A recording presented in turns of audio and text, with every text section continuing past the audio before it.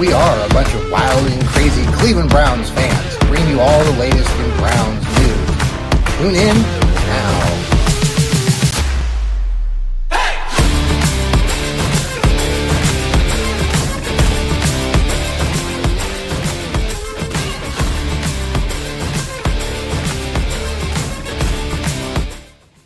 And good evening this Thursday, the Fanatical Elfz Network. We are here. We are strong with Ethan Greenberg and Steve Gill and myself, John Suchan. Thank you for tuning in. We are part of Fans First Sports Network, and it is a Thursday night, and the Browns are getting geared up. Browns fans across the nation are getting geared up for the draft in a week up in Green Bay, Wisconsin, where the Browns have the number 2 draft pick. We're going to get into all of this discussion. Andrew Berry, the general manager of the Brownies, had a presser earlier today, and he said a lot but didn't say a lot. It's the typical, in my opinion, Andrew Berry presser. But we've got a lot of various opinions on this show. I love having Ethan and Steve here because we agree on some things but disagree on some other things wholeheartedly. Again, Ethan does his couple different shows, the Going Nuclear and also Best Damn Podcast in the Land with Heather, and Steve Gill does the Dog Pound South podcast. I do the Johnny Cleveland podcast. So thanks, guys, for being here. Ethan, how are you on this lovely Thursday evening? I'm exhausted, and that's not just talking about the Browns. I mean, that's an exhaustion in and of itself. But I'll tell you what, you never know when you work in the private sector what holidays you're going to get. You go from one place to the next. Fortunately, I have tomorrow off. It's not my holiday, but hey, I'm not going to be upset having a Friday off. I'm exhausted, so I'm here. Thank you for asking, John. Glad to be here with you and Steve this evening. We had a good show last night with Heather, and I enjoyed participating in that from afar. I love the fact that we have so many great people on this platform in this network, and we all have great content, great material, and we bring a different little perspective, each of us. So just appreciate that very much with you guys and everybody else. Steve, how you doing? Doing great. Can't complain. Tax season's over.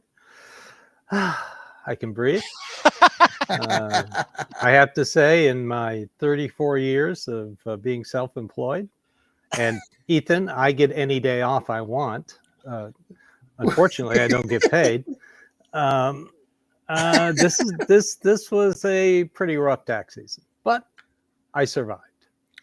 Well, we were talking off air about not that this isn't a podcast about taxes, but with all the I could do changes, one if you want me to. There are some changes, and so we're all kind of getting used to the new tax brackets or whatever, and we all had various situations, maybe like you did if you're just finished doing your taxes. So, all right, if you just finished, you're late. You are late. You are late. Unless you live in Tennessee, because of all the wild storms, they've extended it to November 3rd. But you should have gotten an extension in by the 15th. But anyway, let's talk Browns. Let's talk Browns. So Andrew Berry today, the general manager of the Brownies, who's been here since 2020, was here several years before that in a different capacity. So he had his presser this morning or this afternoon and kind of gearing everybody up for this draft. And in the last several weeks, we've all talked about it on our own shows.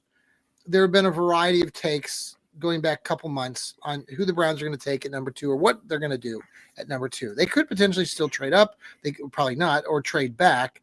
But right now, the consensus, the name that's been circulated most often, and the name that came up today in the presser was Travis Hunter, the wide receiver, cornerback from Colorado. They talked a little bit about him today. Andrew Berry did. And so there are a lot of people that feel that that's going to be the pick of the Browns at number 2. So I want your initial takes kind of on that and this presser. We can talk more about different things in the presser, but I'm still really behind Shadir Sanders. I know some of you don't like him. or don't think that he's a good value at number 2. And I guess that's another part of this discussion I'd like to have with both of you, is this discussion of value. And I know Joel Cade, a colleague of ours here with What the Elf, talked about value and winning at the previous show. And again, Andrew Berry talked about value again in this presser. And so, okay, so let's just start with Travis Hunter. He's presumed to be going at number 2. Now, I know, Steve, you think they're going with somebody else at number 2, and you've stuck to that, which I applaud you. But where are we at? Yeah, Steve, go ahead. I truly believe they haven't made up their mind yet, and they shouldn't have. Draft is a week away. You don't settle on a player a week out. You just don't. I noticed that everybody is now posting stories that Andrew Berry talked about a lot about Travis Hunter. Well, when the reporter, I believe in situations and consequences. That's what I believe. Mm-hmm. And the situation was you had 10 questions about Travis Hunter and 1 question about Abdul Carter. So if you report Andrew Berry talked a lot about Travis Hunter, well, yeah, there were 10 questions about Travis Hunter. Mm-hmm. So you're going to get that clickbait on social media that it's going to be Travis Hunter because Andrew Berry talked a lot about Travis Hunter. Well, yeah. Mm-hmm. That's all the reporters wanted to know because they're buying into this narrative, national media narrative, that it's going to be Travis Hunter. Mm. They really have not made up their minds yet. And it would not surprise me if it's Abdul Carter. It just wouldn't. Mm-hmm. And they're not going to trade up. Tennessee wants multiple first-round picks, not cost-effective. It's all about draft capital. They got 10 picks. Mm-hmm. I do. And he did bring that up at the beginning of the presser. He did share that out, like you're saying. They have the 10 picks. They haven't made up their mind. He said all of that. Yeah. I was telling Ethan off air in a text earlier tonight that and I've said this on this show before, I'm tired of the organization and I know you disagree with this, Steve. I'm tired of this attitude. And I think Andrew Berry's probably a great guy. What attitude? What attitude are you tired of? It's of? this attitude that they're 3-4. They're coming off a 3-14 season, and it's just like ho hum. And I don't know. There's just something like there should be more urgency, in my opinion. And I know. Do you want them to sign somebody now? No, I don't. Tonight? Is that the urgency you're looking for? I don't think they could do that. I'm just tired of listening to him talk. You want them to announce to the world who they're going to take? Right. Well, they're not going to do that either. No. Okay. But okay. Are you sold on Tennessee taking Cam Ward? Is that yes. Steve? Yes. I live in Nashville, Tennessee. Yeah, you live there. I know. I know you do. That's why I'm asking. Again, Brian Callahan threw Will Evans under the bus at least 5 or 6 times after games. He didn't just say, well, some players have to concentrate more and do a better job. He said, Will Levin has to concentrate and do a better job. We can't put up with him throwing all these pick sixes. I mean, they need a quarterback. They're going to take that quarterback. They are so far away from being competitive, even in the AFC South. I mean, they cut their right tackle today, former Ohio State player Petit Fair. They cut him today. So they are going through so much transition. They set up their offensive line. They overpaid for Ziegler or Zinter. No, Ziegler. They overpaid last year for a center. They overpaid for their brand new left tackle, who was a swing tackle with the Steelers. They're going quarterback, and they're going Cam Ward. No doubt about it. Okay.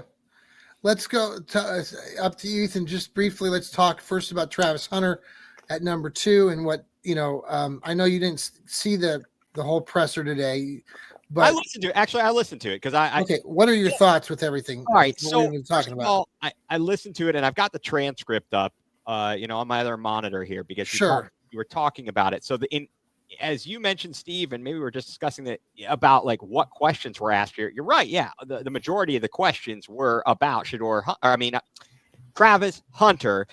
Hence, and people are like, oh, he talked a lot about Travis Hunter. He did talk kind of glowingly about him. He did call him I believe he referred to him as a unicorn.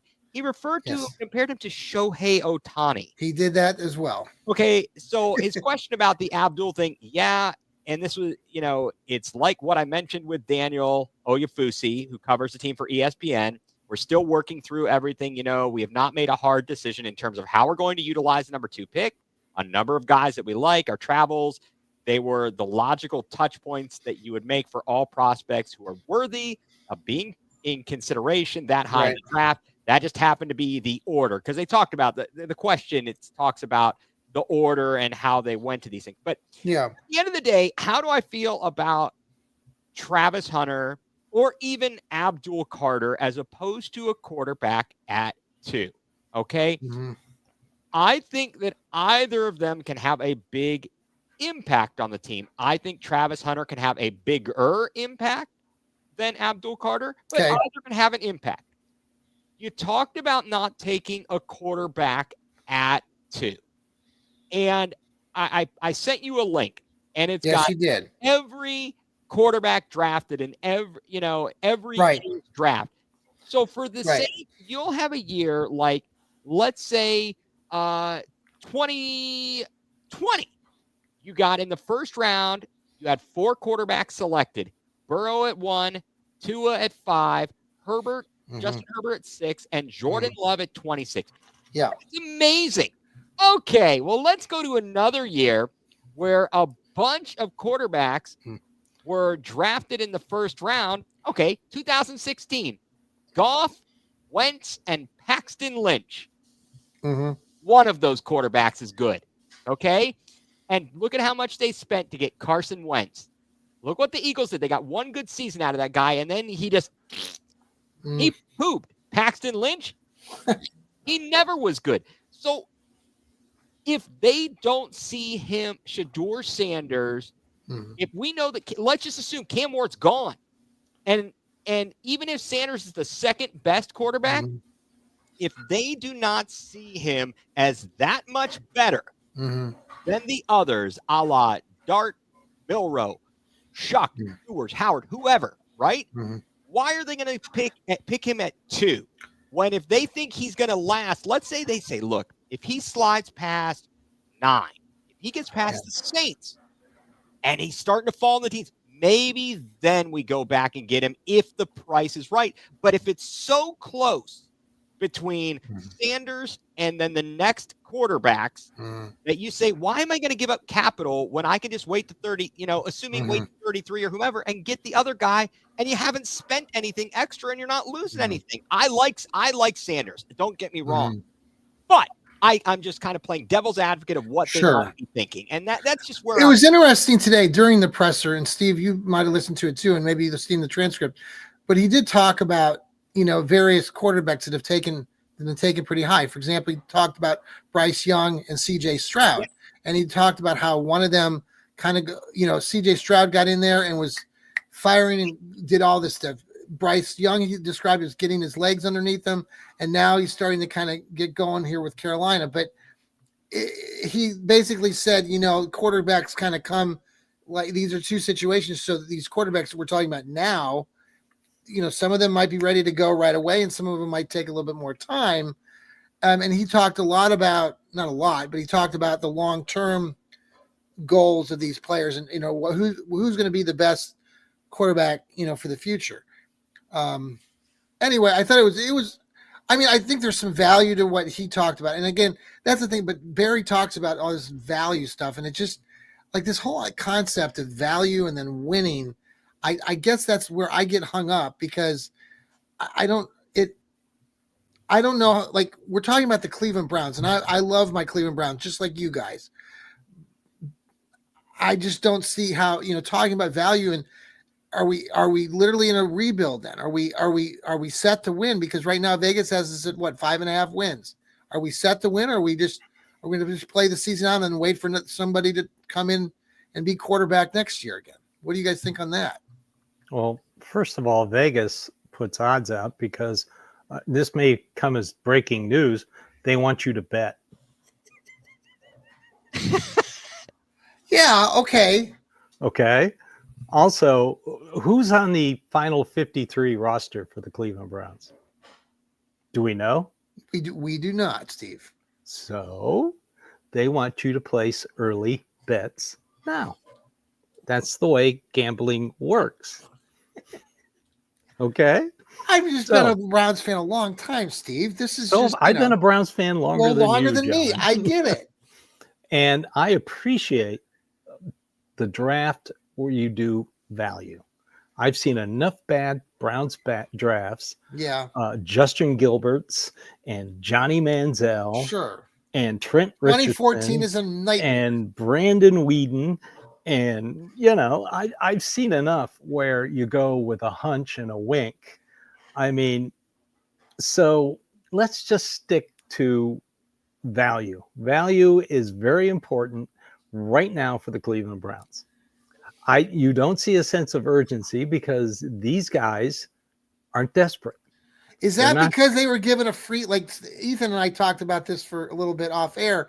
Is this because the owners admitted to making a huge mistake, a swing and a miss with Deshaun Watson, and therefore they're basically giving Andrew Berry and Coach Stefanski a reboot right now and letting them ride it out? So yeah, because they have a plan. They have a plan Steve, to get rid of they've Watson. been talking about a freaking plan for the last years. Wait a second. How many times do I have to explain this to you? I have explained this to you ever since Deshaun Watson got hurt. I told you how they're going to get rid of him, and it's going to work. Oh, okay? I know he's not going to. I'm talking. He'll never take another snap.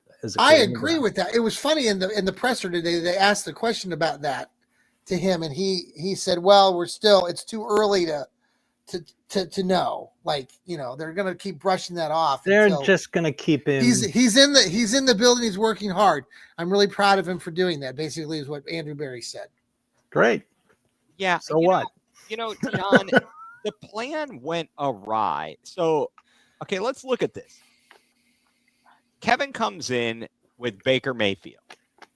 And after, they get him to play a certain way for one season, that whole COVID season, they go to the playoffs, they win in Pittsburgh. They're awfully close in, a bounce here, a bounce there in Kansas City. The next year, I think some of with the injury certainly hurt Baker's cause. And some of the other things that I think they were concerned about came to fruition. And it was a problem. They whoever was right, whoever was wrong, it was an issue. They said, we got to do something else. So they come up with this idea. They hatch this idea about Deshaun Watson. Then it gets to the point, oh crap, I think this is what they want. And Jimmy's like, go do it. Go do whatever it takes to do it. So now he's on the hook for this. Maybe they said, I don't know about this. He said, do whatever it takes. Okay. Well, they screwed up the plan they set us back for years. And the only reason we had a reprieve is because the doofus got injured in the second season and Joe Flacco, and we miraculously. To be fair, they didn't know. Like when we got Deshaun, no one knew. Like we were all like, okay, this could work out. Steve, would you agree with that? I mean, when 13 other teams wanted him. Yeah.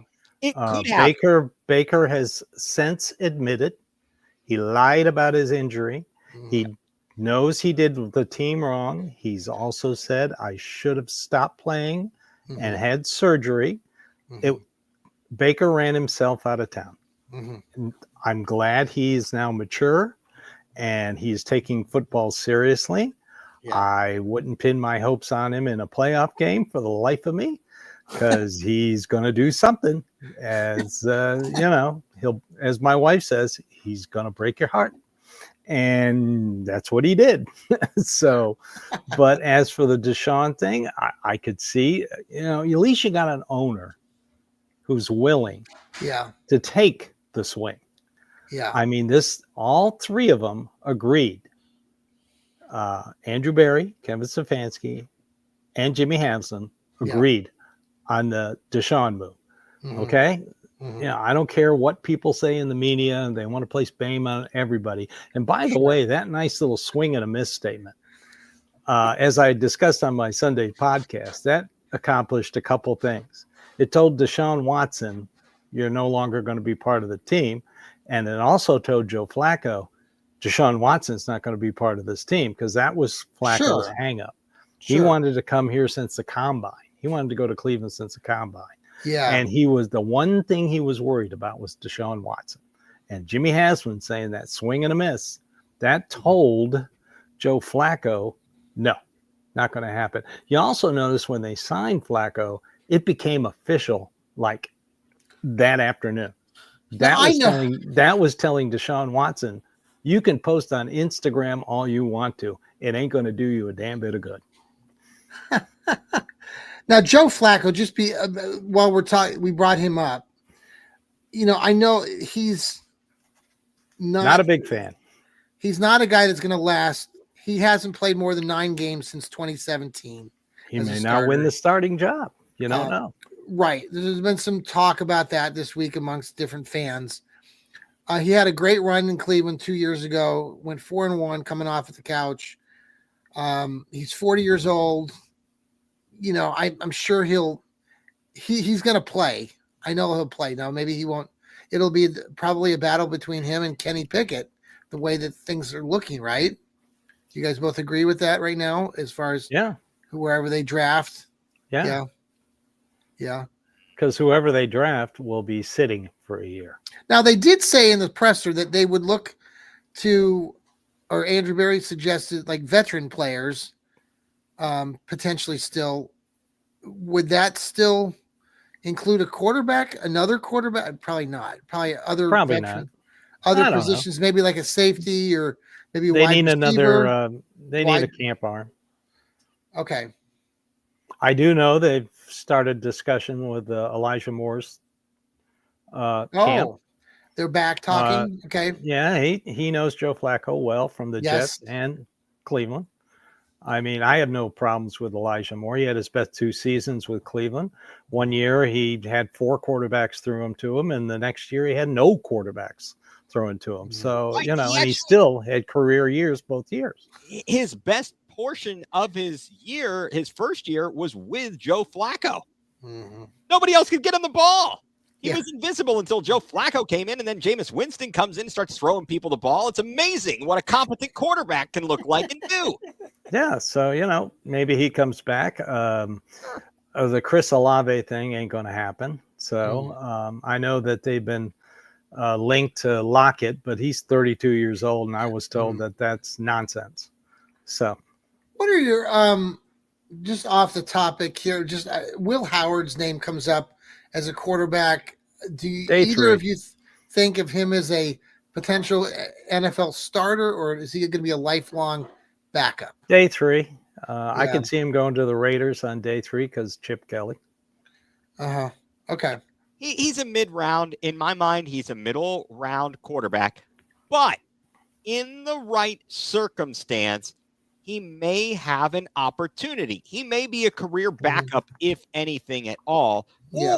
Or if he's in the right spot, it might be short-term that he gets an opportunity, and he can make it long-term. You just never know. You look at guys, as you pointed out, John, about the number of starting quarterbacks last year and how many were first rounders. Sure. The people who make it out of the middle to late rounds and end up being great career players are few and far between. Right. And I know Steve mentions Jalen Hurts. You know, he's a second round pick. Second round is not bad, but you know, I mean, you're talking about, you know, 1 in a million. Brock Purdy, Tom Brady, those guys, you don't find those everywhere. Russell Wilson, middle of the pack. Dak Prescott, 4th rounder. Dak Prescott, 4th rounder. Barely get that, but it can happen. And that the point is, you haven't expended a high draft pick because you don't know what to expect, and you're not anticipating them taking over.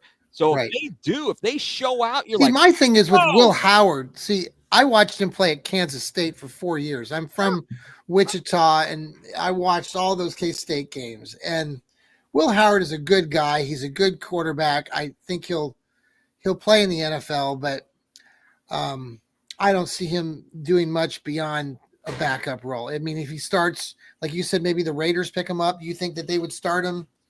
No. No, they got Geno. They got Russell Wilson. No, the Raiders. Geno.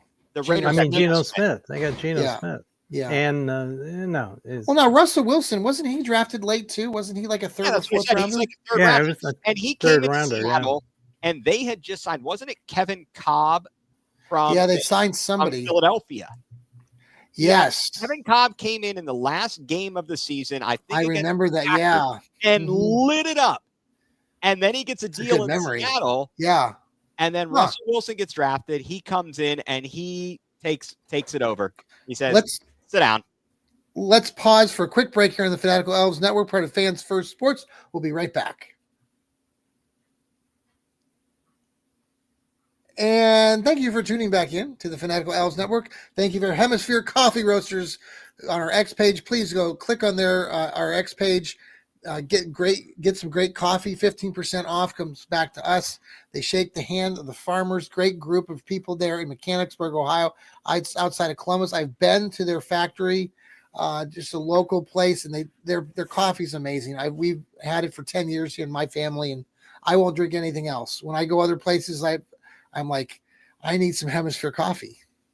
I got to be, I feel badly about this, John. I have not checked out the link to see, but do they sell K-Cups? They do. They do. Yes. When I'm in Ohio next week, I might have to pick some up. Hey, by the way, that is something. Yes. I'm very excited that Ethan is traveling too.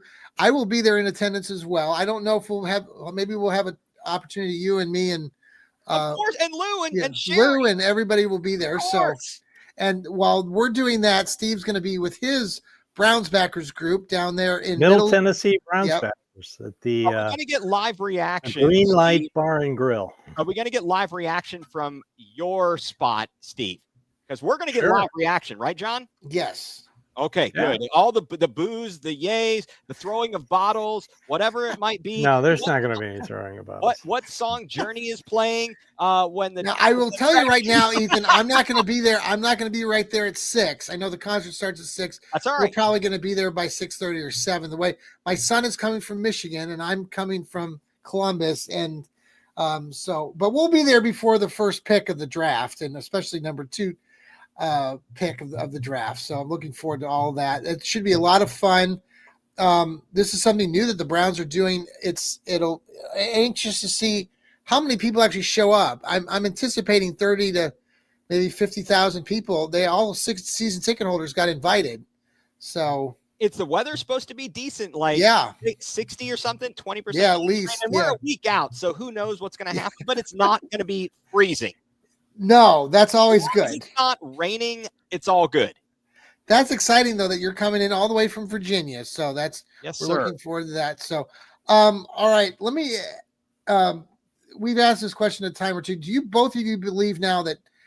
Okay, do you believe that Nick Chubb is coming back as a Cleveland Brown, and do you think we're just waiting until after the draft now? Because last week I posed this question, and it seemed like we all agree that he should try to sign beforehand because there's so many great or good running back options in the draft. Will this make it harder for Nick Chubb to come back if the Browns, let's say, draft 2 running backs? Ethan, why don't we start with you? All right. Well, I would say that it would be good. I'd like to have him back both from a sentimental perspective as well as I think he's still got some tread left on the tires. Mm-hmm. And I believe that it would be maybe in his best interest to sign before the draft, but the Browns are like, well, let's see what happens here. So it's a little bargaining going on here. I would actually say, what do you guys think about this?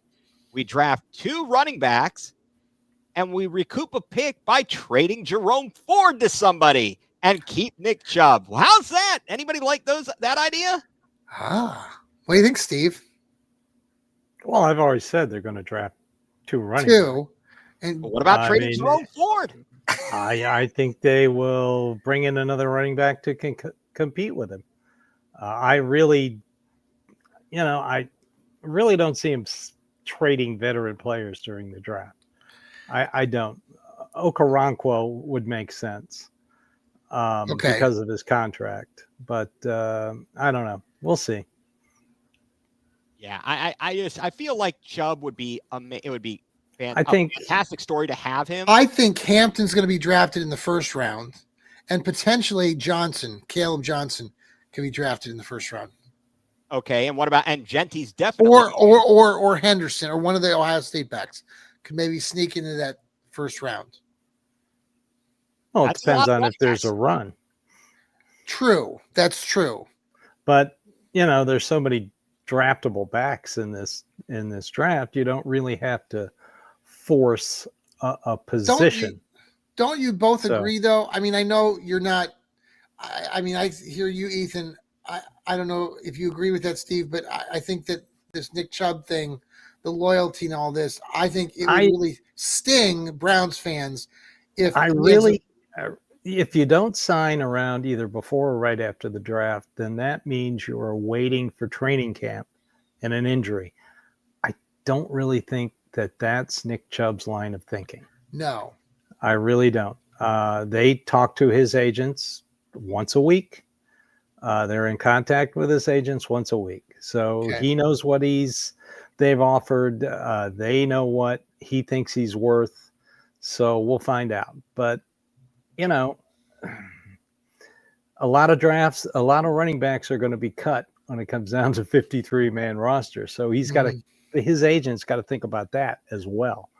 It would behoove him to sign before Thursday. That's what I feel like. But then when you see stuff online, and I know I shouldn't be reading crap all the time on social media, but a lot of people are saying, "Well, it's going to be after the draft now." I'm like, "No, don't say that," because my it could story be right after the draft. It could be during the draft, John. It could be Friday. Could be Saturday. Well, I think of the time, Steve, long time ago in the 1980s when I played high school tennis, and I wasn't very good at tennis. But I was on the high school tennis team, and when I got to my senior, you played Nick Chubb? Is that what it is? I'm going when I got to my senior year. I'm trying to relate this to running backs in the draft here. When I got to my senior year, there was a plethora of freshman players coming up from the middle school, tennis players that were really, really, really, really good, and all of us juniors and seniors saw the writing on the wall, and several of us quit our senior year because we were like, well, we're not any good. We're decent, but these kids are coming up and they're gonna take our spots. So we're just gonna leave. Wow. And so I would have competed. You'd have to push me. Well, I'm a loser, Steve. I was in the band. I was doing all these other things. I was committed to other things when I was, that's your excuse. I was band member of the year, 1987 from Worcester High School. All you folks out there from Worcester, yes, thank you for voting for me for the 1987 Worcester Generals Marching Band member of the year. That's right here. That got you that huge band scholarship. I have a trophy. Oh. Congratulations. Did you get a sticker too? Did you guys go for pizza afterwards? Wherever I go, I get ridiculed. It's okay. Hey, I'm stronger, and you wouldn't be making fun of me if you didn't like me. I've heard that 1,000 bazillion times in my lifetime. Well, John, my son, he plays trumpet in the band. He's in the high school band. He plays trumpet. What's interesting though, down here in Virginia, at least in this area, marching band is not like a required part of the gig. So he's in band and does like the concert stuff. Yeah. But he doesn't have to march. Whereas like back in the day at Glen Oak, when I was there, if you're in band, you are in marching band. You are in. Yeah. It's not. So they've made it easier here for our kids in Ohio. They don't same thing. And they don't have to memorize their music, and they can play it off of a lyre or whatever they call those things. We had to memorize that crap. I mean, we had to do like 5 shows during the year. We had to like memorize music every 2 weeks, and we had to compete, and it was hard, man. We had 175 players. I'm damn proud of being the best damn high school band in the land outside of. Hey, I got nothing to talk about. I sang in one of the best high school choir in the state of Tennessee. Did you really? Yes, we always killed in competition. Nice job. Yeah. So See, I'm not making fun of you. I'm pumping you up. and Steve. I'm a promoter. I'm an I encourager. was part of the very first soccer club at my high school. Nice. That is very nice. Wait, Yeah. soccer, like the soccer Yeah, that they play over in it wasn't a the sanctioned real sport. football? It wasn't sanctioned sport in Tennessee. A few of the private schools had teams. Okay. And I was sitting in my homeroom with a good friend of mine who now lives in Tallahassee. And he looked at me and said, "You ever play soccer?" And I said, "Yeah, back in Cleveland, I played soccer." He said, "I'm thinking about starting a club." I said, "Let's do it." Very cool. By the way, just thoughts and prayers to those folks in Tallahassee. Yes, Florida this friend of State. mine just retired 2 years ago. He was a professor at FSU. Yeah, very sad for them there on campus, and thoughts and prayers to all the family and people there that are affected by today. So kind of a yucky, it is what it is, and it's not always very good. So thoughts and prayers to everybody. All right. Well, Speaking of running backs, let's talk running backs. let's Steve. talk running backs. Let's talk about Bashal Tootin of Virginia Tech. Yeah, he's a wide zone concept type of guy. Virginia Scatteraboo, yeah, Scatteraboo's good. There's a guy out there that I kind of like. His name is Bashard. He played at SMU. Yep. He was a wide receiver at Miami and transferred to SMU. He's also a big guy. So those are your kind of late round running backs you're looking at. They did have a lot of running backs on their 30 visits. Yep. So we'll see. And a lot of tight people ends. have the Browns interested in Scatteraboo. Milroy, the quarterback from Alabama, some people still want to say that he could be a running back because he's going to be I think they're taking him at 33. Yeah, Okay. I'm pretty, Steve. I'm kind of with you on that. I could definitely see 33. If it comes down to it and he's available, I think it sounds. I think he'll be available because that's who they're going to go with. And quite frankly, I'd rather have him than Jackson Dart. Well, and there's some connection there with our new Tommy Reese. offensive Tommy Reese. He knows everything about him. Yeah. I've said before, I follow Benjamin Albright, who's a national reporter. Yeah. Covers the Broncos, but he's always right. He says the Saints aren't going to take a quarterback at 9. Also, I am finally going to agree with Tony Grossi. I heard from someone. The Sanders interview with the Steelers did not go well. And like Tony Grossi's been saying that they're not going to take a quarterback. I'm going to agree with Tony Grossi. I don't think they're going to take a quarterback at 21 either. Really? I have missed this, and I listened to all day to ESPN. When did I miss this, John? Was I or Steve? Was I trying to actually work or something? How did I miss this? I'm listening here. Yeah, well, Grossi said through his sources that he has heard that they're not going to take a quarterback at 21. I think he talked to Jerry Dulac. He said this all last week, and he said it Monday and Tuesday of this week. Man, so, I'm kind of agreeing with him. I'm concentrating too hard on. But they need a quarterback, don't they? They have Aaron Rodgers. Wait, did he sign? And with Mason? them? No, he's not going to. They'll announce it during the draft probably, and he'll skip training camp, and Mason Rudolph will get all the snaps. Oh my gosh, that's ridiculous. No, is there? Okay, all right. So running backs. I mentioned Hampton. Caleb Johnson would be great. Caleb Johnson, think you're right. Iowa. He's going to be off the board. I think Quinshawn Johnson's going to be off the board. I think Trayvon Henderson's going to be off the board. But there's still Junkins will be off the board probably too. Yeah, there's still a lot of great backs. Sure, according to the Beast, Dane Brugler has put this out. So he's got Ashton Genty 1, Omarion Hampton 2, Caleb Johnson 3rd.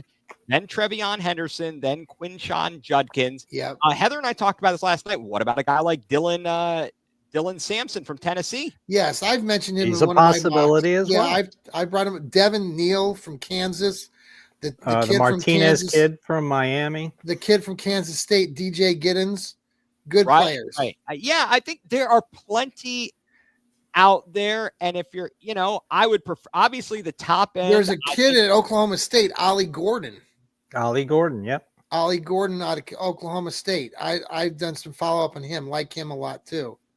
So do you guys think that in light of the way that things are shaping up, and if they go back to this Stefanski offense and maybe a wide zone scheme, that even a running back that's not top of the top can still succeed in it? And you don't, if you miss out on the top 5 that are listed, that are ranked running backs, you could still be all right and have a very successful run game?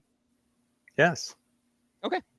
There you go. I mean, I'm loving this Tootin kid. I really am. He returned 2 kicks for touchdowns. So, and like I said, he's perfect for the wide zone. So he's, they are not going to draft a running back until probably late 3rd, early 4th. Really? They're going to wait that long? Well, they've got to get a tight end. They love Fannin. They love Arojo of Miami. So you think they're going to take tight end with that 67 pick? If Fannin's there, I'd run the card. I mean, this guy is he's phenomenal. And they had him in for a visit. No, agreed. Or if the running back's there, they can wait and maybe take a Mason Taylor from LSU. They had him in for a visit as well. I like him as. We're talking a lot about offensive players, but what about on the defensive end? Like, I like this kid, the defensive end from LSU, the Stinson kid. I think that he could be a really good. Well, if they draft Carter, then they might go tackle. Yeah. The kid from Tennessee, what's his name? Omar Noman Lott. They had him in for a visit too. What do you guys think all about by the way, the Tennessee quarterback going to UCLA? Priced himself out of the market. Nico, I can't believe. First of all, I can't believe they were paying him $2.4 million to begin with. Well, Steve, did you see? So Heather and I talked about this last night. Nico I heard Iamaleava, he screwed himself. He overplayed his hand. He went from a good, not the top SEC team to a basement dweller in the Big Ten. Way to go, buddy. Way to go. And he got 300. He waited too long. Wait too long. He sucks. Okay. The guy sucks. Let's just put it out there. He's mid. He's not that good. Exactly. So, well, and then I was hearing yesterday, there were all these speculation. So my buddy Avery Johnson, who I used to coach in 7th grade basketball, who's the K-State quarterback, there was talk that he was transferring to Tennessee. But I talked to my friends who are close to Avery, said, no, he was at practice yesterday for K-State. So they've got 2 5-star freshmen right now at Tennessee. One hurts me because his grandfather was a former Vanderbilt head coach, George McIntyre. Oh boy! And he was supposed to go to Vanderbilt, and he flipped at UT. So now he's dead to me. So hey, don't go against my alma mater. But Vanderbilt's got Mr. Pavia. So yes. Oh man. Well, I think the quarterback all SEC coaches love to hate, and I love it. Diego Pavia. So I want to get your final takes before we leave tonight. I did want to just remind everybody next week. So we'll have a regular set of shows. I think Steve, you'll have your show coming up on Sunday. Ethan, you'll be doing your shows coming up next week, probably maybe. I've got a little bit, got one planned, a little going nuclear. We are planning on Tuesday right now, hoping if it all works out, we hope to have Lance Riesland on. With Mike and I, and then Heather and I have a little something special in surprise. Awesome. Browns Blitz with Rod Bloom. They had a special guest last week. I think it was Emery Hunt. Very good. Sorry, John. I got to interrupt. Steve, did you hear them talking on a really big show, and they're asking about who's this guy, Ethan Hurt? He's some mock drafter. Is he a real guy? And I'm like, yeah, Rod just had him on. Oh, they were talking about him on the big show? They were talking about mock drafts. They're like, oh, there's this guy. who is this guy? And I'm like, I know who he is. He was just on with Rod. He's a very he's very good. Yeah. Rod's interviewed him for several years now, and really enjoyed that. So you're getting a lot of good quality material here, especially with the three of us right now here on the Fanatical Elfz Network. You can't do much better than other than maybe Heather and Sherry. Obviously they're much better looking than us, but we'll Well, speak for yourself, John. Well, come on now. The ladies win all the time. So of course they do. Yes. We do have our the draft coming up a week from tonight. All of us will be, like we talked about, we'll be up at the stadium. Steve will be at his Browns backers. We will be providing you some live coverage, probably from our phones. But we'll be bringing you some updates, and so I hope everyone tunes into those. We really appreciate everyone's loyalty to our Fanatical Elfz Network. We continue to grow and get stronger. We've been doing this for 2 seasons now, and we've got new people on board now, like Ethan, and we just look forward to continuing to grow in the next year. We got a lot of things to talk about with this draft coming up on Thursday and beyond. So, Steve, final thoughts on tonight? We're a week away. Thank God. That's it. That's all I got. That's it. Okay, that's good enough. By the way, are the Guardians winning? I'm wearing my Guardians shirt tonight. Are they? Last time I looked, they weren't. They were losing 4-2 when I. Last time I looked, it was 6-2. Oh, lovely! Yikes. Great. Let me check right now. Well, while he's checking, I'll just say, Yes. live long. I'm not a Trekkie. 6-2, top of the 9th. Live long and prosper. Yes. I'm not a Trekkie, but I just thought I'd share that for no reason whatsoever. There it is. Yeah, there it is. Very good. Everybody, have a good night. Go Browns. Go Brownies. Bye, Ethan. Bye, Steve. Abdul Carter, no matter what.